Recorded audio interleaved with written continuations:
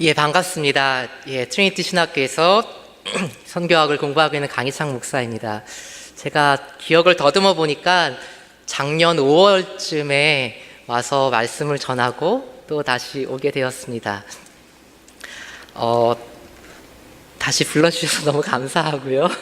또 오면서도 마음이 이렇게 처음 오는 교회 같지 않고, 물론 처음은 아니지만 너무 마음이 좋고, 또 솔직히 이렇게 아름다운 예배당에서 또 함께 말씀 나누게 돼서 너무 좋았습니다. 그리고 찬양을 앞에서 하면서 작년에 왔을 때보다 더 활기차고 더 힘 있는 그러한 성도님들의 찬양을 들으면서 하나님께서 이 교회를 또 아름답게 만들어가고 계시는구나라는 그런 마음의 확신을 가질 수 있어서 너무 감사했습니다. 저는 오늘 고난 중에도 오히려 소망이 있음은 이라는 제목으로 하나님의 말씀을 함께 나누기 원합니다. 전에도 말씀드린 것으로 기억하지만 다시 한번 말씀을 드립니다. 한국교회는 교회사적으로 그 유래를 찾기 힘들 정도의 폭발적인 성장을 경험했습니다. 그런데 이러한 성장의 이면에는 뼈아픈 진실이 있습니다.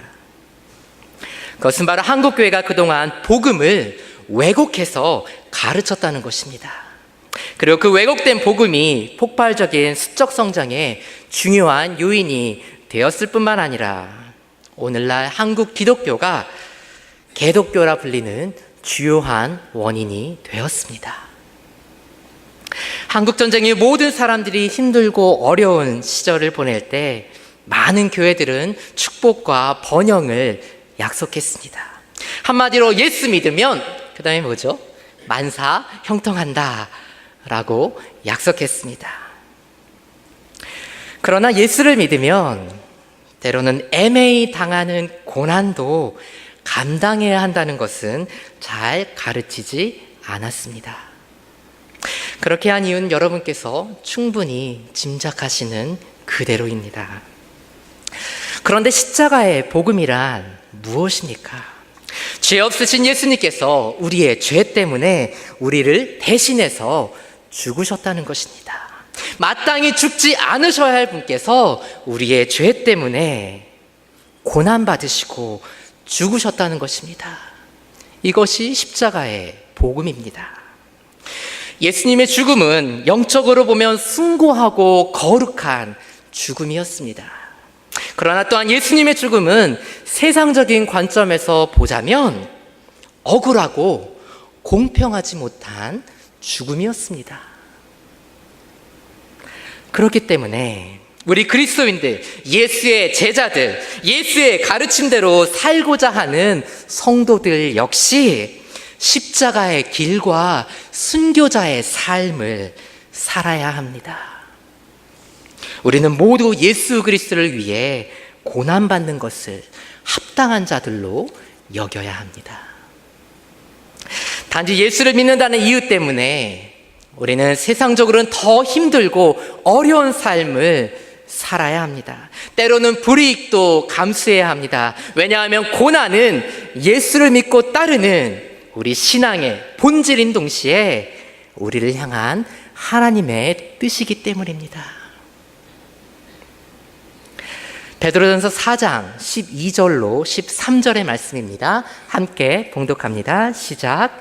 사랑하는 자들아, 너희를 연단하려고 오는 불시험을 이상한 일 당하는 것 같이 이상히 여기지 말고 오히려 너희가 그리스도의 고난에 참여하는 것으로 즐거워하라. 이는 그의 영광을 나타내실 때 너희로 즐거워하고 기뻐하게 하려 함이라. 아멘. 우리 그리스도인들은 고난을 이상한 것으로 여기는 것이 아니라 고난을 오히려 기뻐하고 복으로 여기며 사는 사람들입니다. 왜냐하면 그리스도의 고난에 참여한 주의 백성들은 주님께서 다시 오시는 그날에 각 나라와 족속과 백성과 방언으로부터 주님께서 높임을 받으실 때 그들도 주님의 영광에 동참할 수 있기 때문입니다. 그래서 그리스도인들은 고난 중에도 오히려 소망을 가지고 살아가는 사람들입니다. 그래서 그리스도인들은 세상이 감당할 수 없는 사람들입니다. 그러나 고난 중에도 오히려 소망을 가지고 살아가는 것은 결코 쉽지 않습니다. 아니, 그것이 어떻게 가능한지 우리는 알지 못합니다. 그렇다면 그리스도를 위한 고난을 감당해내야 하는 우리 그리스도인들에게 주시는 하나님의 소망의 메시지는 무엇일까요? 저는 오늘 여러분과 함께 주를 위한 고난 가운데 있는 주의 백성들에게 주시는 하나님의 소망의 메시지에 대해 함께 나누기 원합니다. 아무쪼록 이 말씀을 듣는 가운데 살아계신 하나님께서 상한 심령들을 위로하시고 치유하시고 또한 신령한 새 힘으로 회복시키시는 놀라운 은혜가 있기를 주님의 이름으로 축원합니다. 아멘. 오늘 우리가 읽은 본문은 예레미야 선지자의 애가, 즉 슬퍼하며 부르던 노래입니다. 예레미야 선지자는 남유다 왕국의 멸망과 바벨론 포로기에 활동했던 선지자입니다. 바로 이때 당시에 우리가 잘 알고 있는 다니엘과 그의 세 친구들이 바벨론의 포로로 끌려가게 됩니다. 예레미야 선지자는 무려 40년 동안이나 회개의 메시지를 선포했습니다. 그러나 이스라엘은 하나님께로 돌이키지 않았습니다. 25세 전후로 예레미야 선지자가 부름을 받았습니다. 그리고 40년이니까요. 그가 은퇴할 나이가 될 때까지 예레미야 선지자가 줄곧 전했던 하나님의 메시지는 회개하라, 하나님께로 돌아오라, 바로 이것이었습니다. 그런데 그의 사역 평생 동안 회개하라, 돌아오라, 눈물로 호소했지만 이스라엘은 하나님께로 돌아오지 않았습니다. 그리고 예레미야 선지자는 바벨론에 의해 예루살렘 성이 함락되고 예루살렘 성전이 무너지는 것을 보아야만 했습니다. 오늘 본문은 바로 이러한 민족의 절망적 상황 앞에서 슬피 울며 불렀던 예레미야 선지자의 노래입니다. 오늘 본문 3장 17절과 18절의 말씀입니다. 함께 봉독하실까요? 시작. 주께서 내 심령이 평강에서 멀리 떠나게 하시니 내가 복을 내어 버렸으며 스스로 이르기를 나의 힘과 여호와께 대한 내 소망이 끊어졌다 하였도다. 아멘. 예레미야 선지자는 지금 소망 없음에 대해 한탄합니다. 그는 더 이상 행복이란 것이 무엇이었는지조차 기억할 수 없게 되었다라고 고백하고 있습니다. 지금 예레미야 선지자는 남유다 왕국의 몰락을 보면서 하나님과의 단절, 그리고 그로 인한 소망 없음을 경험하고 있습니다. 예레미야 선지자는 더 이상 하나님께서 이스라엘을 다시 도우시고 회복시키시리라는 소망을 가질 수 없게 되었다라고 고백합니다. 그러나 그럼에도 불구하고 예레미야 선지자는 하나님의 존전, 하나님의 임재를 떠나지 않았습니다. 비록 하나님을 찬양할 수 없었지만, 감사할 수 없었지만, 그럼에도 불구하고 그는 하나님 앞에서 자신의 아픔을 토해내고 있었습니다. 고통 가운데서도 여전히 하나님의 이름을 부르고 있었습니다. 사랑하는 성도 여러분, 시련과 고난을 이기는 첫 번째 비결이 무엇입니까? 바로 하나님의 존전을 떠나지 않는 것입니다. 예배의 자리를 떠나지 않는 것입니다. 기도의 자리를 포기하지 않는 것입니다. 하나님 앞에서 울고 원망하며 심지어 욕을 하는 한이 있더라도 우리는 하나님께로 자꾸만 나아가야 합니다. 의사가 치료를 할 때 아무리 환자를 아프게 한다 해도, 그래서 의사가 아무리 밉고 싫어도 그래도 자꾸만 의사에게 가야만 하는 것처럼, 그래야 치유의 소망이 있는 것처럼 우리도 하나님 앞에 자꾸만 나아가야 합니다. 때때로 우리에게 고난을 허락하신다 해도 우리는 하나님의 임재 안에 머물기를 포기하지 말아야 합니다. 왜냐하면 고난 중에도 열심히 하나님과 씨름하는 가운데 우리의 믿음의 선배들은 하나님을 만날 수 있었기 때문입니다. 하나님께서 그들에게 새 힘을 주셨기 때문입니다. 그리고 하나님께서 그들에게 허락하신 은혜의 비밀의 경륜을 그들로 하여금 알게 하셨기 때문입니다. 바로 고난 가운데 하나님의 존전을 지켰던 주의 백성들에게 주신 하나님의 은혜였습니다. 그래서 우리는 고난 가운데 있다 할지라도 끊임없이 계속해서 쉬지 않고 하나님께로 나아가야 합니다. 하나님의 임재를 사모해야 합니다. 예레미야 선지자 역시 하나님 앞에서 상한 마음을 토해내고 있었습니다. 시련과 고난 중에도 오히려 소망하는 비결을 발견하게 됩니다. 만약 그가 절망과 좌절, 실망감 가운데 하나님의 존전으로 나아가지 않았더라면 그는 결코 하나님께서 이스라엘 위에 예배하신 회복의 메시지를 선포하지 못했을 것입니다.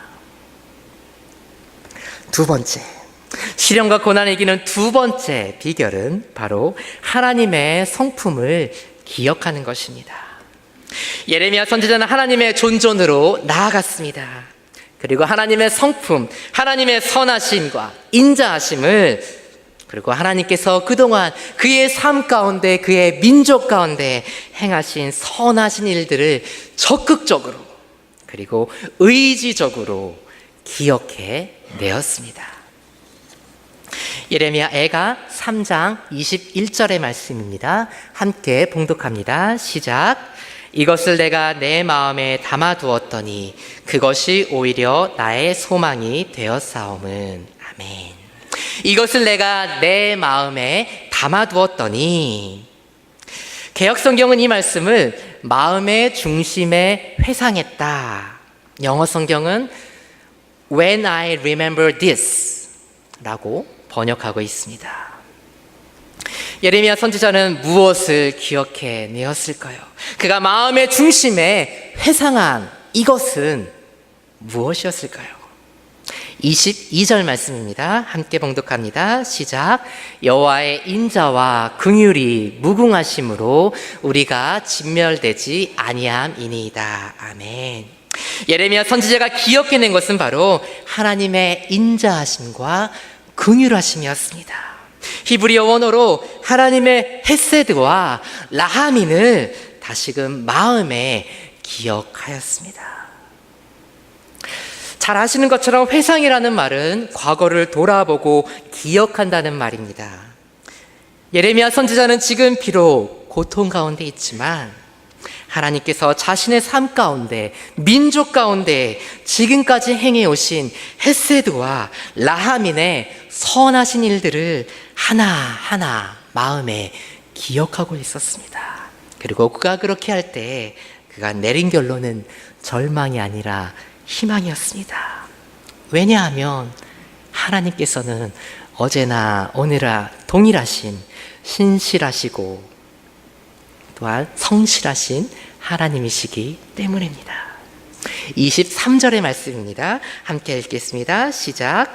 이것들이 아침마다 새로우니 주의 성실하심이 크시도소이다. 아멘. 예레미야 선지자는 지금 내가 주의 인자하심과 자비하심을 내 마음의 중심에 회상해 보니, 기억해 보니 이것들이 아침마다 새롭고 늘 새롭구나 고백하고 있습니다. 절망과 슬픔, 눈물로 가득했던 예레미야의 입술에서 이제는 소망과 기대의 고백들이 흘러 넘치게 되었습니다. 이전에는 눈을 뜨는 것이 고통이었지만 이제는 아침마다 새롭고 늘 새로우신 하나님의 사랑과 자비를, 헤세드와 라하민을 기대하게 되었습니다. 그런데 이것이 어떻게 가능했습니까? 바로 하나님의 성품, 하나님의 선하심과 인자하심, 은혜와 자비를 마음에 기억했기 때문입니다. 사는 라이프 그릭 교회 성도 여러분, 특별히 고난과 절망 가운데 힘들어하고 계신 성도 여러분, 여러분의 시선은 지금 어디를 향하고 있습니까? 혹시 절망과 고통의 현실 때문에 힘들어하고만 계시지는 않습니까? 그렇다면 여러분의 시선을 조금 과거로 돌려보시기 바랍니다. 그러면 조건 없이 여러분들을 하나님의 자녀로 삼아주시고 여러분에게 은혜를 베풀어 주시고 사람의 힘으로는 어찌할 수 없는 상황들 속에서도 놀라운 일들을 행하심으로 말미암아 형언할 수 없는 감격과 은혜를 주셨던, 그래서 기뻐하셨던, 그래서 하나님을 찬양하였던 그 순간을 다시 한번 회상할 수 있으시기를 바랍니다. 그러면 여러분의 입술에서도 이러한 고백이 나오게 될 것입니다. 우리말 성경 번역으로 19절로 23절의 말씀을 함께 봉독하겠습니다. 시작. 내 고난과 내 방황, 비통함과 쓰라림을 기억하소서. 내가 아직도 기억하고 있으며 내 영혼이 내 안에서 낙심하고 있습니다. 그러나 내가 이것을 생각해내기에 오히려 내게 소망이 있습니다. 여호와의 인내하심이 끝이 없는 것은 그분의 긍휼하심이 끝이 없기 때문입니다.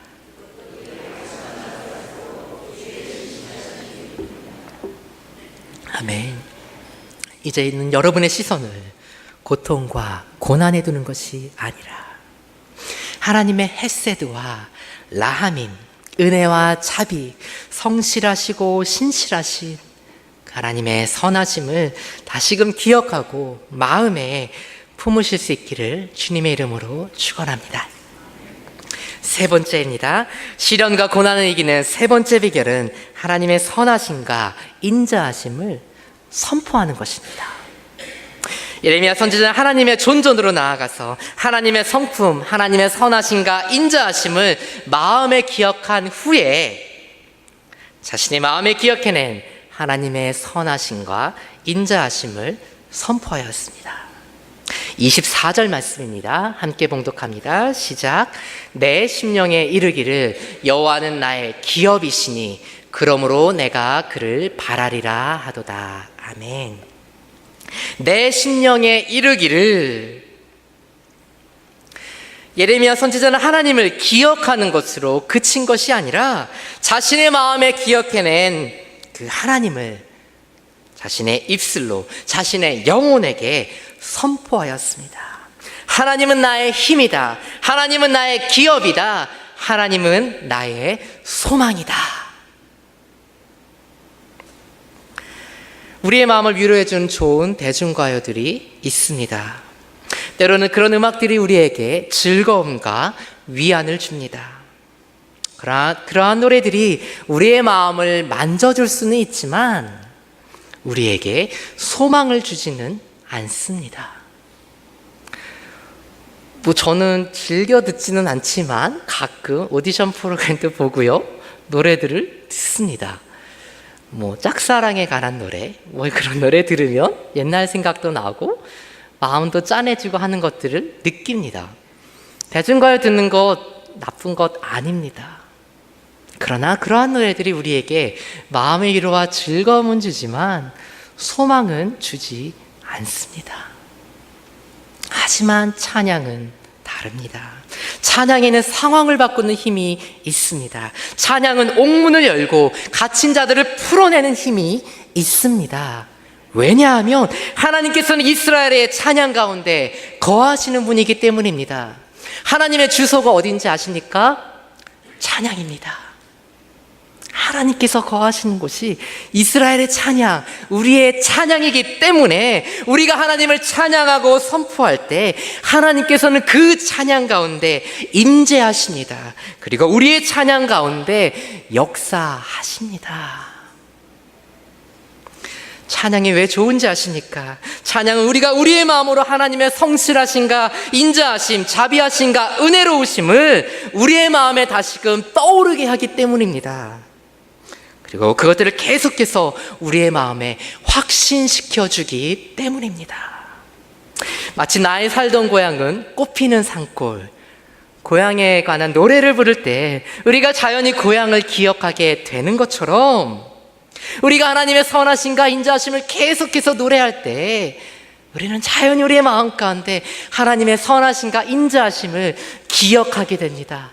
내가 지금 비록 어렵고 힘들지만 그래도 내가 믿는 그 하나님은 좋으신 하나님이시고 나를 구원하신 하나님이시고 여전히 지금도 나를 붙들고 계신 그 하나님이 맞지. 마음의 확신이 오기까지 시간이 걸릴 수 있습니다. 그러나 계속해서 그 노래를 부를 때 우리의 마음에 믿음이 생기기 시작하고 우리의 마음에 기쁨이 생기기 시작합니다. 그것은 바로 하나님께서 우리의 찬양 가운데 거하시기 때문입니다. 힘드십니까? 어려우십니까? 그렇다면 여러분들의 입술을 열어 하나님의 선하심과 인자하심을 노래하실 수 있기를 바랍니다. 그러면 우리는 자연스럽게 다시금 하나님의 헤세드와 라하민을 기억할 수 있습니다. 그리고 뿐만 아니라 우리의 찬양은 하나님의 거하시는 처소이기 때문에 여러분들의 찬양을 통해 하나님의 나라가 임하십니다. 여러분의 찬양을 통해 하나님의 능력이 임하십니다. 그리고 여러분의 찬양을 통해 하나님의 위로와 기쁨, 믿음과 평안이 여러분들을 붙드십니다. 마지막 네 번째, 시련과 고난을 이기는 네 번째 비결은 바로 소망 가운데 믿음으로 하나님을 바라고 기다리는 것입니다. 예레미야 선지자는 첫 번째 하나님의 존존으로 나아가서 두 번째 하나님의 성품, 하나님의 선하심과 인자하심을 마음에 기억하고 그리고 세 번째 자신의 마음에 기억해낸 하나님의 선하심과 인자하심을 자신의 입술로 자신의 영혼에게 선포한 후에 마지막으로 하나님을 바라고 기다렸습니다. 24절 말씀입니다. 함께 봉독합니다. 시작. 내 심령에 이르기를 여호와는 나의 기업이시니 그러므로 내가 그를 바라리라 하도다. 아멘. 그러므로 내가 그를 바라리라 하도다. NIV 성경은 24절 말씀을 이렇게 번역했습니다. The Lord is my portion. Therefore, I will wait for Him. I will wait for Him. 주는 나의 기업이시다. 그러므로 내가 주님을 기다리겠다. I will wait for Him. 여기서 주님을 기다린다는 것은 수동적인 기다림이 아닙니다. 그냥 아무것도 하지 않는 그런 기다림이 아닙니다. 이 기다림은 하나님께서 일하실 것에 대한 기대와 소망을 가지고 적극적으로 하나님의 임재, 하나님의 존존으로 나아가는 거룩하고 또 적극적인 기다림입니다. 우리가 왜 환난과 고난 가운데서도 기대와 소망을 가지고 적극적으로 하나님께로, 하나님의 임재 앞으로, 하나님의 존존으로 나아가야 합니까? 25절과 26절의 말씀입니다. 함께 봉독합니다. 시작. 기다리는 자들에게나 구하는 영혼들에게 여호와는 선하시도다. 사람이 여호와의 구원을 바라고 잠잠히 기다림이 좋도다. 아멘. 하나님을 기다리는 사람, 하나님께 소망을 두는 사람, 하나님의 얼굴을 구하는 사람들, 하나님의 임재를 사모하는 사람들을 하나님께서는 기뻐하시기 때문입니다. 하나님께서는 그러한 사람들에게 선을 행하시고 복을 주시겠다고 약속하셨기 때문입니다. 기다리는 자들에게나 구하는 영혼들에게 여호와는 선하시도다. 그러므로 예레미야 선지자는 오늘 우리에게 이렇게 권면합니다. 쉬운 성경 번역으로 함께 봉독합니다. 27절로 30절의 말씀입니다. 시작. 사람이 젊을 때 자기 멍에를 매는 것이 좋다. 주께서 힘든 일을 맡기셨으므로 홀로 앉아서 조용히 있어야 한다. 겸손하게 입을 땅에 대야 한다. 혹시 희망이 있을지도 모르기 때문이다. 때리려는 사람에게 뺨을 대주고 사람들이 더러운 말을 할지라도 묵묵히 참고 들어야 한다. 아멘. 하나님을 기다리는 사람, 하나님께 소망을 두는 사람, 하나님의 얼굴을 구하는 사람들을 하나님께서 기뻐하시고 하나님께서는 그러한 사람들에게 선을 행하시고 복을 주시기 때문에, 그러므로 27절과 28절에서 보는 것처럼 우리는 주님께서 우리에게 허락하신 멍에를 묵묵히 메고 하나님의 도우심을 기다려야 합니다. 29절 말씀에서 보는 것처럼 우리 자신을 하나님 앞에 더 겸손하게 하고 우리의 삶을 더 거룩하게 하도록 늘 깨어 기도해야 합니다. 저는 29절의 표현이 너무 좋습니다. 겸손하게 입을 땅에 대야 한다. 완전히 엎드리는 것입니다. 바닥에 자신의 얼굴을 대고 하나님 앞에 항복하는 것입니다. 하나님, 저는 아무것도 할 수 없습니다. I surrender all. 주님, 나의 모든 것들을 주님 앞에 내려놓습니다. I surrender all. 그리고 30절 말씀에서 보는 것처럼 우리는 부당하게 당하는 고난과 수고, 모욕과 조롱에 대해서도 하나님의 갚아주심을 바라면서 우리는 그저 묵묵히 그리스도인으로서의 품위와 존엄을 지켜야 합니다. 왜냐하면 원수 갚는 것은 우리의 몫이 아니기 때문입니다. 원수 갚는 것은 하나님의 몫이기 때문입니다. 전 박사 공부하고 있고요. 14년 동안 여전히 학생으로 살고 있습니다. 때때로 억울할 때가 있습니다. 힘들기도 하고요. 하나님, 왜 저는 맨날 이 모양 이 꼴로 살아야 하나요? 여전히. 근데 그럴 때마다 하나님께서 제게 주시는 것은, 하나님께서 높이시는 것은 그도 하나님의 때가 있고, 낮추시는 것도 하나님의 뜻이고, 높이시는 것도 하나님의 뜻이고, 묵묵히 기대와 소망을 가지고 그저 하나님을 바라고 기다리는 것이 저의 일이기 때문에, 제가 목사 안수 받은 지 1년 반밖에 안 됐는데요, 전도사로 있을 때 정말 많이 서러웠습니다. 예. 뭐 그냥 좀 무시받는 것 같기도 하고, 예. 근데 그럴 때마다 하나님께서 저를 낮추시고 겸손하게 하시고 하셨던 것들을 경험하면서, 학생이기 때문에, 넉넉하지 않기 때문에, 정말 멋지게 사역할 수 없기 때문에 자존심도 상하고 마음도 상할 때마다 하나님께서는 제가 더 하나님 앞으로 나아가기를 원하셨던 것 같습니다. 저는 설교를 준비하면서 거의 한 2주, 3주 전부터 거의 매일같이 학교 채플에 나가서 기도하는 시간을 가졌었습니다. 물론 하나님께서 이 설교 말씀을 전하도록 하기 위해서 저를 준비시키신 시간이기도 했지만, 또 개인적으로 제 안에 있는 어려움들을 가지고 하나님 앞에 나아가는 시간을 가졌었습니다. 그런데 그럴 때마다 하나님께서 제게 주셨던 특별한 말씀이 있었습니다. 바로 시편 63편 1절로 4절의 말씀입니다. 함께 봉독하겠습니다. 시작. 하나님이여, 주는 나의 하나님이시라. 내가 간절히 주를 찾되 물이 없어 마르고 황폐한 땅에서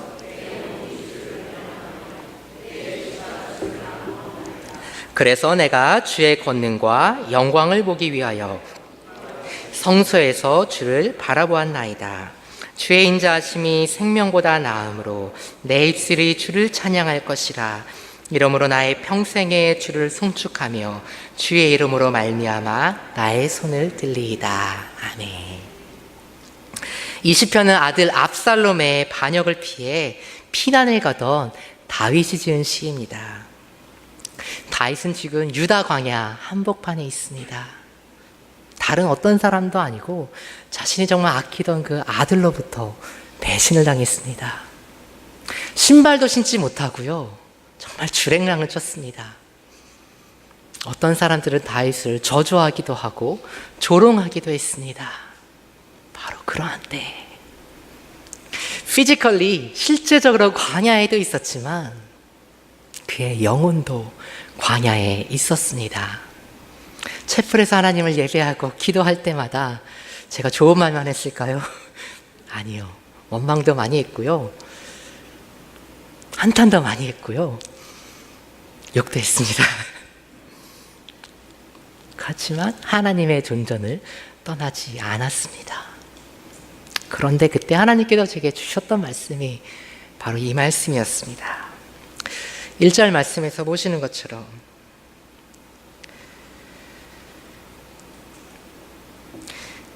다윗은 고난 가운데 오히려 하나님을 더 갈망하고 사모했습니다. 주는 나의 하나님이시라 내가 간절히 주를 찾되. 그래서 2절 말씀해 보시는 것처럼 그는 하나님을 만나기 위해 하나님의 하나님 되심을 더 마음에 확신하기 위해 지성소로 나아갑니다. 비록 황량한 광야 한가운데 있었지만 하나님께서 계신 그곳이 바로 그에게는 지성소였습니다. 이와 같이 성소에서 주를 바라보았나이다. 내가 주의 권능과 영광을 보기를 사모합니다. 이곳이 바로 하나님이 계신 이곳 광야가 바로 주님 내게는 지성소입니다. 그리고 3절 말씀에서 보는 것처럼 그는 자신의 삶 속에 부어진 하나님의 인자하심과 그리고 자비하심을 깨닫게 됩니다. 그러면서 자신이 살아온 생명보다 인생보다 더 소중한 것이 바로 하나님의 인자하심과 자비하심임을 깨닫게 됩니다. 그래서 그는 내 입술이 주를 찬양할 것이라 라고 고백합니다. 그래서 마지막 4절 말씀에서 보시는 것처럼 이러므로 나의 평생에 주를 송축하며 주의 이름으로 말미암아 나의 손을 들리라 라고 고백하면서 하나님의 임재하심을 믿음 가운데 소망 가운데 잠잠히 기다립니다.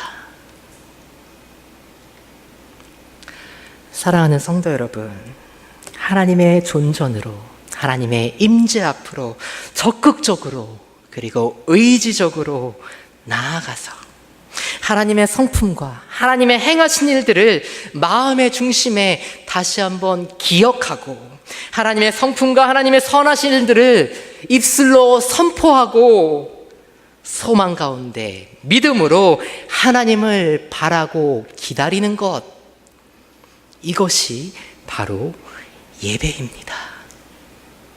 여러분들께서 매주 주일에 오실 때마다 하나님을 기억하고 하나님을 기대하시면서 하나님의 존존으로 나오실 때 어떻게 기도하십니까? 지난 한 주 동안 있었던 일들을 하나님 앞에 기도하면서 하나님의 선하신 들을 감사한 마음으로 아뢰고 그리고 하나님을 찬양합니다.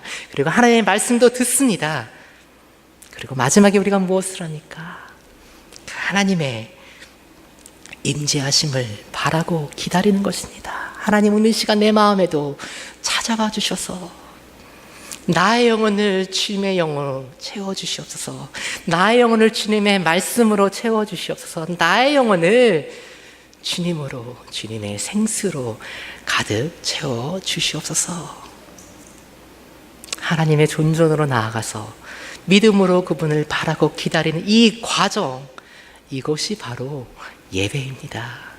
단지 이곳, 이 건물 안에서만 드려질 예배가 아니라 우리의 삶의 현장에서도 드려질 예배입니다.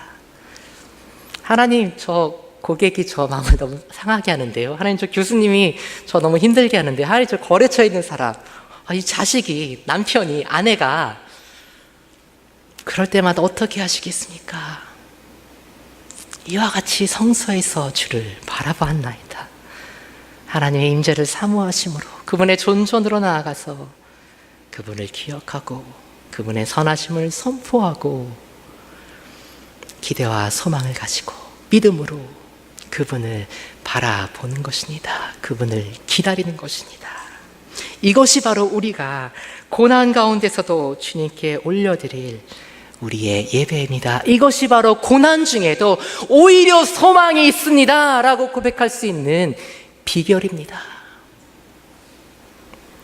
하나님께 소망을 두고 하나님을 기다리고 하나님을 찾는 영혼들에게 하나님께서는 찾아오십니다. 그들의 마음을 만져주십니다. 그리고 그들의 처한 문제들의 답이 되어 주십니다. 당장에 우리 눈에 기적은 보이지 않을 수 있습니다. 그러나 오늘 하나님께서 우리들을 초청하십니다. 힘드십니까? 고난 가운데 계십니까? 믿음의 시련 한복판에 서 계십니까? 유다 광야 한복판에 서 계십니까? 하나님의 존전으로 나오시기 바랍니다.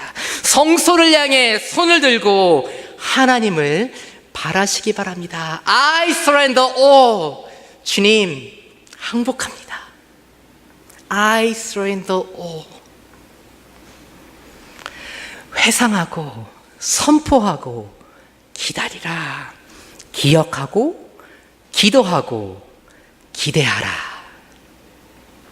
우리를 향한 하나님의 약속의 말씀입니다.